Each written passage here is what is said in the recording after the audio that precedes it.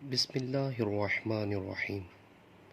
حضرت ابو ہریرہ رضی اللہ تعالیٰ عنہ کہتے ہیں کہ رسول اللہ صلی اللہ علیہ وسلم نے فرمایا، اللہ تعالیٰ فرماتا ہے کہ میرے اس مومن بندے کا جس کی میں کوئی عزیز چیز دنیا سے اٹھا لوں اور وہ اس پر ثواب کی نیت سے صبر کر لے تو اس کا بدلہ میرے یہاں جنت کے سوا اور کچھ نہیں۔ صحیح بخاری کی حدیث۔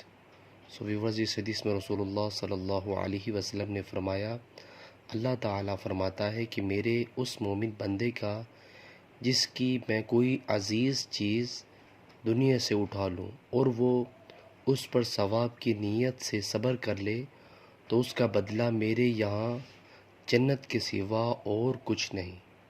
ماشاءاللہ۔